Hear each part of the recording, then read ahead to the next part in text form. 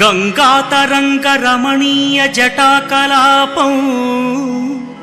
ಗೌರೀ ನಿರಂತರ ವಿಭೂಷಿತ ವಾಮಭಾಗಂ ನಾರಾಯಣ ಪ್ರಿಯ ಮನಂಗ ಮದಾಪಹಾರಂ ವಾರಾಣಸೀಪುರಪತಿಂ ಭಜ ವಿಶ್ವನಾಥಂ ವಾಚಾಮಗೋಚರಮನೇಕ ಗುಣಸ್ವರೂಪಂ ವಾಗೀಶ ವಿಷ್ಣು ಸುರಸೇವಿತ ಪಾದಪೀಠಂ ವಾಮೇನ ವಿಗ್ರಹವರೇಣ್ಯ ಕಳತ್ರವಂತಂ ವಾರಾಣಸೀಪುರಪತಿಂ ಭಜ ವಿಶ್ವನಾಥಂ ಭೂತಾಧಿಪಂ ಭುಜಗಭೂಷಣಭೂಷಿತಾಂಗಂ ವ್ಯಾಘ್ರಾಜಿನಾಂಬರಧರಂ ಜಟಿಲಂ ತ್ರಿನೇತ್ರಂ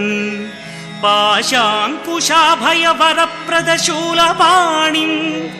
ವಾರಾಣಸೀಪುರಪತಿಂ ಭಜ ವಿಶ್ವನಾಥಂ ಸೀತಾಂಶುಶೋಭಿತ ಕಿರೀಟ ವಿರಾಜಮಾನಂ ಫಾಲೇಕ್ಷಣಾನಲ ವಿಶೋಷಿತ ಪಂಚಬಾಣಂ ನಾಗಾಧಿಪಾರಚಿತ ಭಾಸುರ ಕರ್ಣಪೂರಂ ವಾರಾಣಸೀಪುರಪತಿಂ ಭಜ ವಿಶ್ವನಾಥಂ ಪಂಚಾನನಂ ದುರಿತಮತ್ತ ಮತಂಗಜಾನಾಂ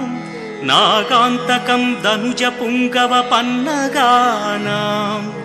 ದಾವಾನಲಂ ಮರಣ ಶೋಕ ಜರಾಟವೀನಾಂ ವಾರಾಣಸೀಪುರಪತಿಂ ಭಜ ವಿಶ್ವನಾಥಂ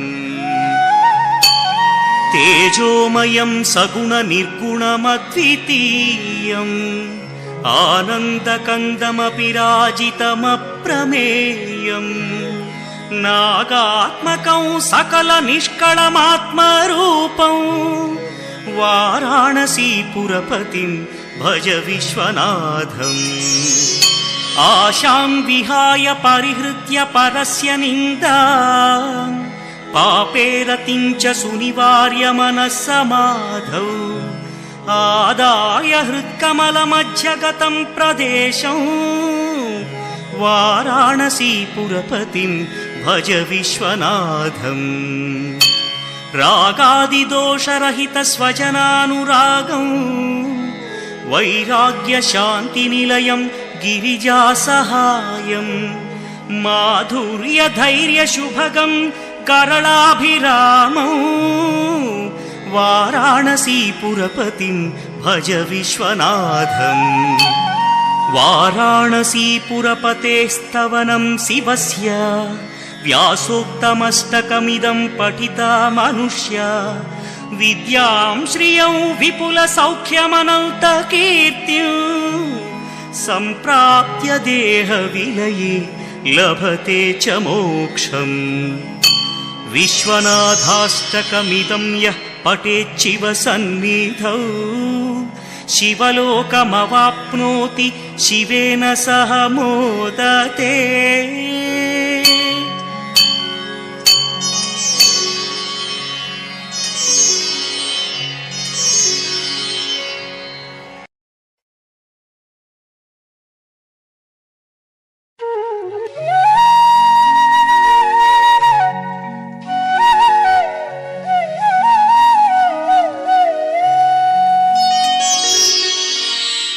प्रभुं प्राणनाथं विभुं विश्वनाथं जगन्नाथनाथं सदानन्दभाजम् भवद्भव्यभूतेश्वरं भूतनाथं शिवं शङ्करं शम्भुमीशानमीडे गळेरुण्डमालं तनौ सर्पजालं महाकालकालं गणेशादिपादम् जटाजूटगङ्गोत्तरं गैर्विशिष्यं शिवं शङ्करं शम्भुमीशानमीडे मुदामाकरं मण्डनं मण्डयन्तं महामण्डलं भस्मभूषाधरन्तम् अनादिं ह्यपारं महामोहमारं शिवं शङ्करं शम्भुमीशानमीडे वटाधो निवासं महाटाटहासं महापापनाशं सदा सुप्रकाशम् गिरीशं गणेशं सुरेशं महेशं शिवं शङ्करं शम्भुमीशानमीडे गिरीन्द्रात्मजा सङ्गृहीतार्धदेहं गिरौ संस्थितं सर्वदा पन्नगेहम् परब्रह्म ब्रह्मादिभिर्वन्द्यमानं शिवं शङ्करं शम्भुमीशानमीडे कपालं त्रिशूलं कराभ्यां दधानं पदाम्भोजनं रायकामं दधानं बलिवर्धयानं सुराणां प्रधानं शिवं शङ्करं शम्भुमीशानमीडे शरच्चन्द्रगात्रं गणानन्दपात्रं त्रिनेत्रं पवित्रं धनेशस्यमित्रम् अपर्णाकळत्रं सदा सच्चरित्रं शिवं शङ्करं शम्भुमीशानमीडे हरं सर्पहारं चिताभूविहारं भवं वेदसारं सदा निर्विकारम् श्मशाने वसन्तं मनोजं दहन्तं शिवं शङ्करं शम्भुमीशानमीडे स्वयं यः प्रभाते नरः शूलपाणे पठेत् स्तोत्ररत्नं द्विह प्राप्य रत्नम् सुपुत्रं सुधान्यं सुमित्रं कळत्रं विचित्रैः समाराध्य मोक्षं प्रयाति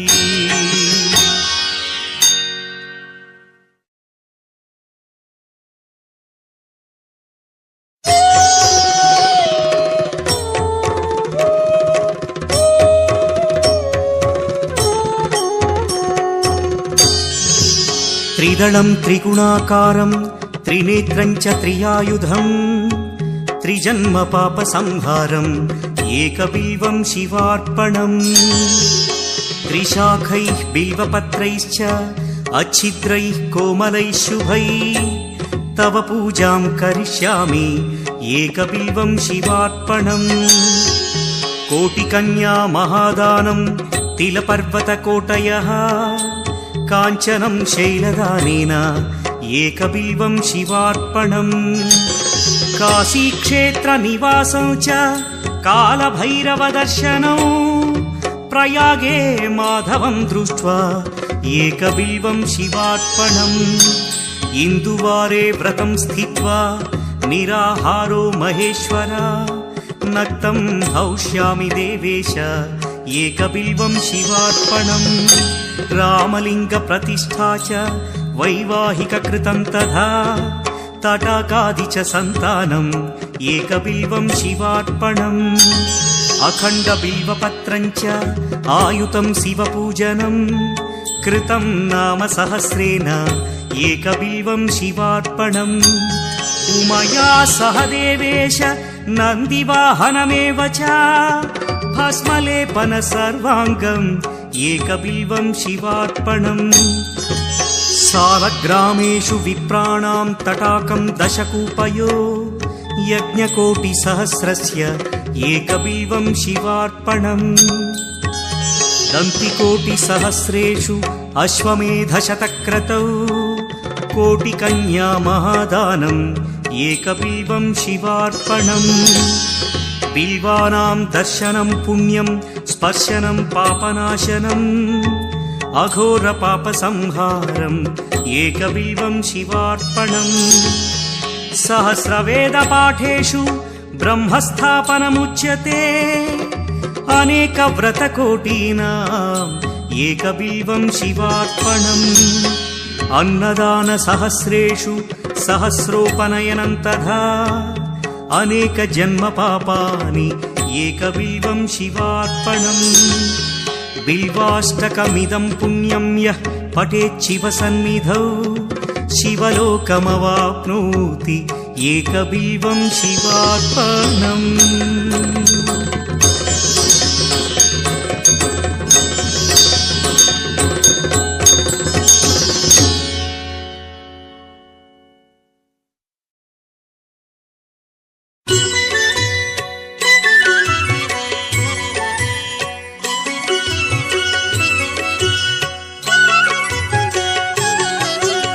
चन्द्रशेखर चन्द्रशेखर चन्द्रशेखर पाहि मां चन्द्रशेखर चन्द्रशेखर चन्द्रशेखर रक्ष मां चन्द्रशेखर चन्द्रशेखर चन्द्रशेखर पाहि मां चन्द्रशेखर चन्द्रशेखर चन्द्रशेखर रक्ष माम्।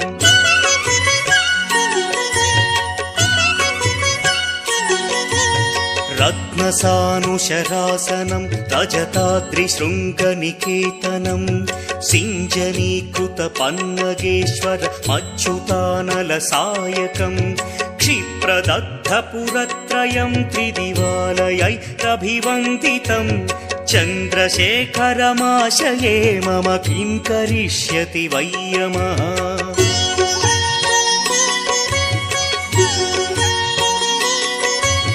पञ्चपादपपुष्पगन्धपदाम्भुजद्वयशोभितं फाललोचनजातपावकदग्धमन्मथविग्रहं भस्मदिग्धकळेभरं भवनाशनं भवमव्ययं चन्द्रशेखर चन्द्रशेखर चन्द्रशेखर रक्ष माम्।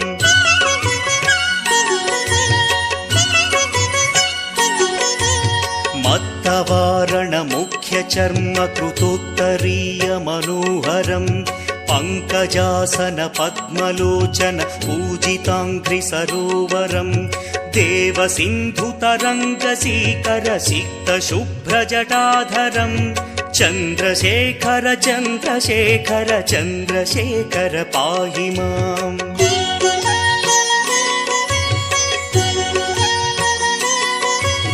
यक्षराजसखं भगाक्षहरं भुजङ्गविभूषणं शैलराजसुतापरिष्कृतचारुवामकळेवरं क्ष्वेलनीलगलं परश्वधधारिणं मृगधारिणं चन्द्रशेखर चन्द्रशेखर चन्द्रशेखर पाहि माम्।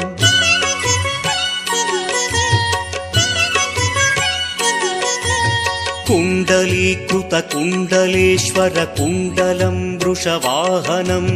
नारदादिमुनीश्वरस्तुत वैभवं भुवनेश्वरम्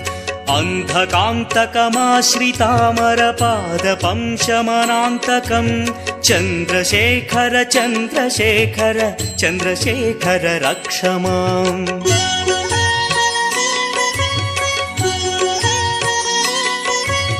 भेषजं भवरोगिणामखिलापदामपहारिणं दक्षयज्ञविनाशनं त्रिगुणात्मकं त्रिविलोचनं भक्तिमुक्तिफलप्रदं सकलाघसङ्घनिबर्हणं चन्द्रशेखर चन्द्रशेखर चन्द्रशेखर रक्ष माम्।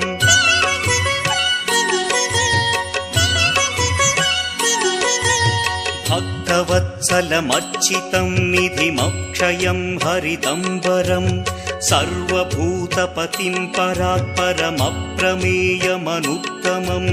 सोमवारणभूहुताशन सोमपानिखिलाकृतिं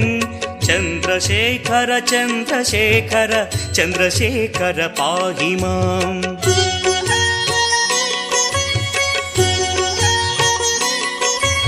विश्वसृष्टिविधायिनं पुनरेव पालन तत्परं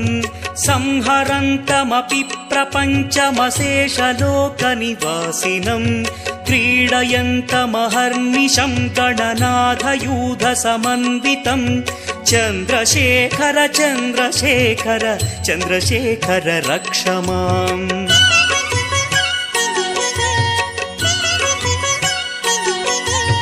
मृत्युभीतिमृकण्डुसूनुकृतस्तवं शिवसन्निधौ यत्र कुत्र च यः पठेन्न हि तस्य मृत्युभयं भवेत् पूर्णमायुररोगतमखिलार्थसम्पदमादरम् पूर्णमायुररोगतमखिलार्थसम्पदमादरम् चन्द्रशेखर एव तस्य ददाति मुक्तिमयत्नतः चन्द्रशेखर एव तस्य ददाति मुक्तिमयत्नतः चन्द्रशेखर एव तस्य ददाति मुक्तिमयत्नतः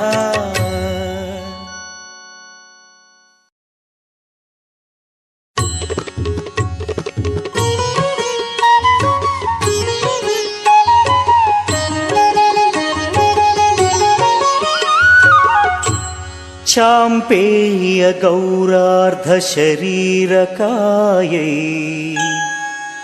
कर्पूर गौरार्धशरीरकाय धम्मिल्लकायै च जटाधराय नमः शिवायै च नमः शिवाय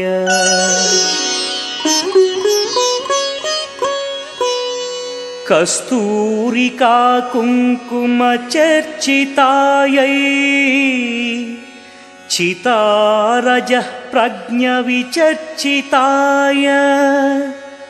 कृतस्मरायै विकृतस्मराय नमः शिवायै च नमः शिवाय झणक्वणकङ्कणनूपुरायै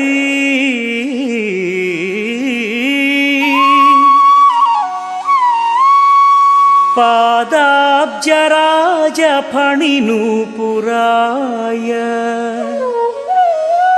हेमाङ्गदायै भुजगाङ्गदाय नमः शिवायै च नमः शिवाय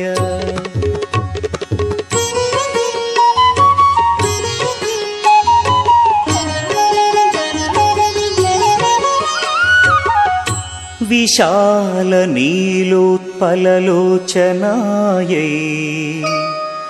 विकासिपङ्केरुहलोचनाय नमेक्षणायै विषमेक्षणाय नमः शिवायै च नमः शिवाय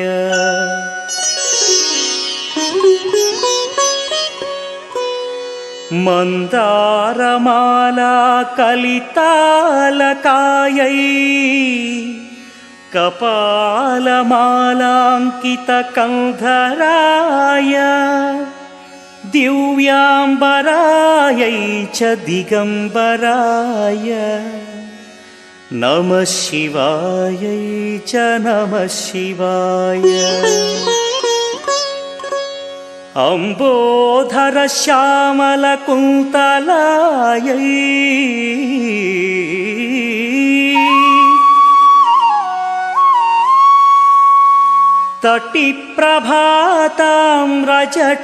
तटिप्रभाताम्रजटाधराय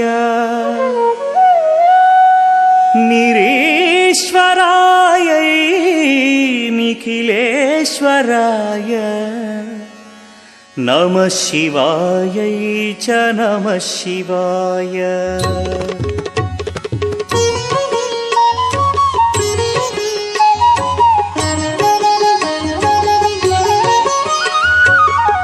प्रपञ्चसृष्ट्युन्मुखलास्यकायै समस्तसंहारकताण्डवाय जगज्जनन्यै जगदेकपित्रे नमः शिवायै च नमः शिवाय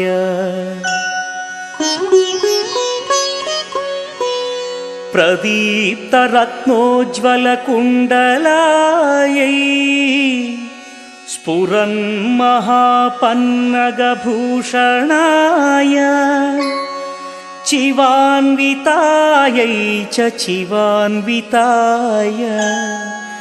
नमः शिवायै च नमः शिवाय।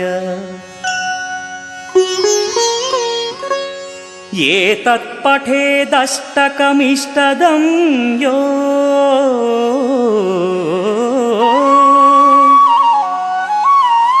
भक्त्या समान्यो भुवि दीर्घजीवी प्राप्नोति सौभाग्यमनन्तकालम् भूयाः सदा चास्य समस्तसिद्धिः भूयाः सदा चास्य समस्तसिद्धिः।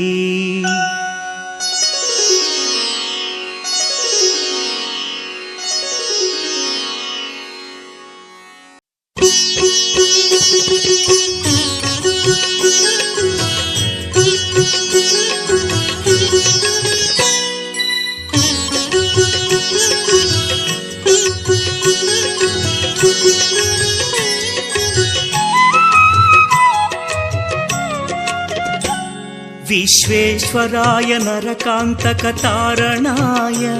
कर्णामृताय शशिशेखरधारणाय कर्पूरकान्तिधवलाय जटाधराय दारिद्र्यदुःखदहनाय नमः शिवाय। गौरीप्रियाय रजनीशकलाधराय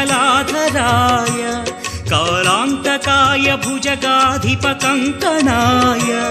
गङ्गाधराय गजराज विमर्दनाय दारिद्र्यदुःखदहनाय नमः शिवाय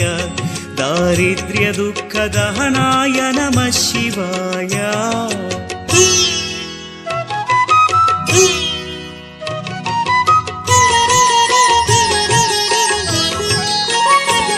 भक्तप्रियाय भवरोगभयापहाय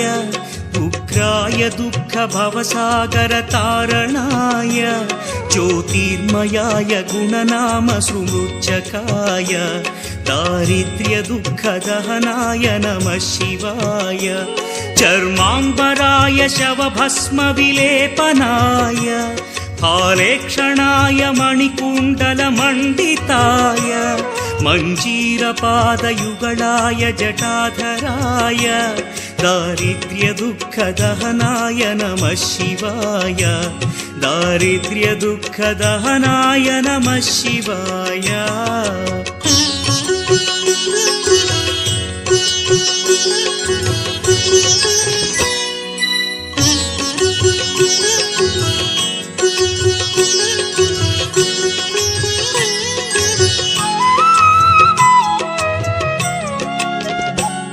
पञ्चाननाय फणिराज विभूषणाय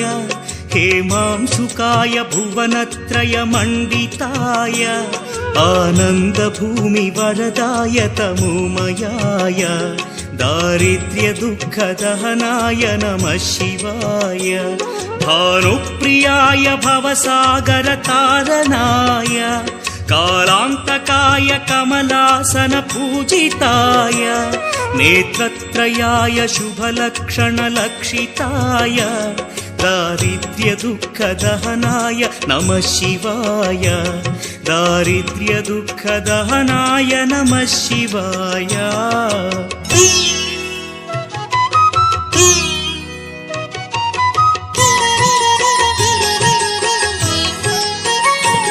रामप्रियाय रघुनाथवरप्रदाय नामप्रियाय नरकार्णवतारणाय पुण्येषु पुण्यभरिताय सुरार्चिताय दारिद्र्यदुःखदहनाय नमः शिवाय। मुक्तीश्वराय फलदाय गणेश्वराय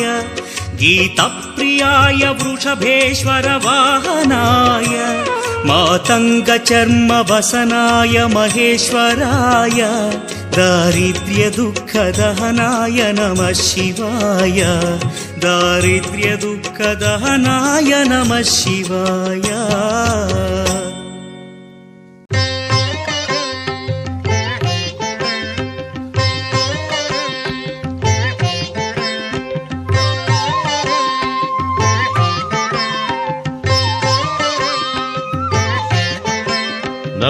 భూతనాథం నమో దేవదేవం నమః కాలకాలం నమో దివ్యతేజం నమః కామభస్మం నమః శాంతశీలం భజే పార్వతీ వల్లభం నీలకంఠం భజే పార్వతీ వల్లభం నీలకంఠం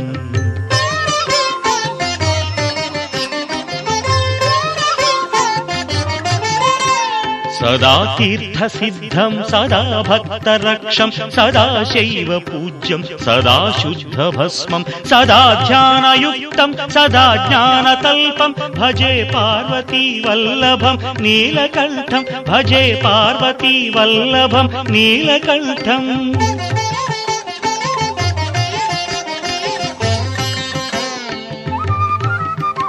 శ్మశానం భయానం మహాస్థానవాసం శరీరం గయానాం సదా చర్మవేష్టం పిశాచం నిశోచం పశూనాం ప్రతిష్టం భజే పార్వతీ వల్లభం నీలకంఠం భజే పార్వతీ వల్లభం నీలకంఠం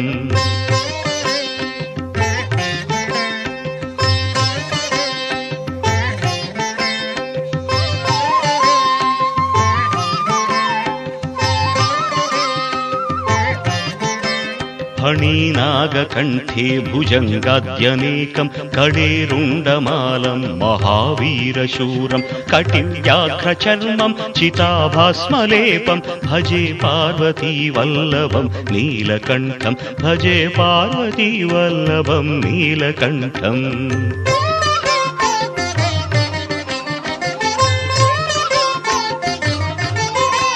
శిరశుద్ధ గంగా శివా వామభాగం బహుదీర్ఘకేశం సదా మాంత్రినేత్రం ఫణీనాగకర్ణం సదా ఫాలచంద్రం భజే పార్వతీ వల్లభం నీలకంఠం భజే పార్వతీ వల్లభం నీలకంఠం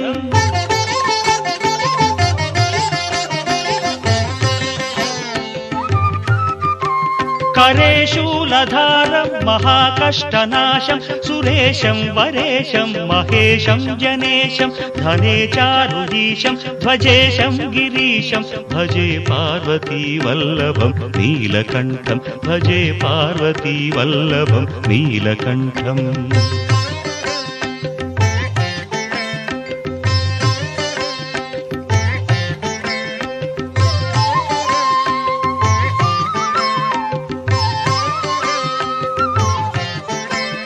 उदासं सुदासं सुकैलासवासं धरानिर्धरं संस्थितं ह्यादिदेवम् अजाहेमकल्पद्रुमं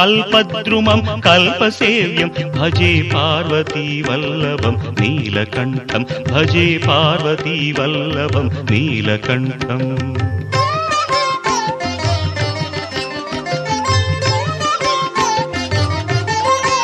मुनीनां वरेण्यं गुणं रूपवर्णं द्विजासं पठन्तं शिवं वेदशास्त्रम् अहो दीनवत्सं कृपालं शिवं हि भजे पार्वती वल्लभं नीलकण्ठं भजे पार्वती वल्लभं नीलकण्ठम्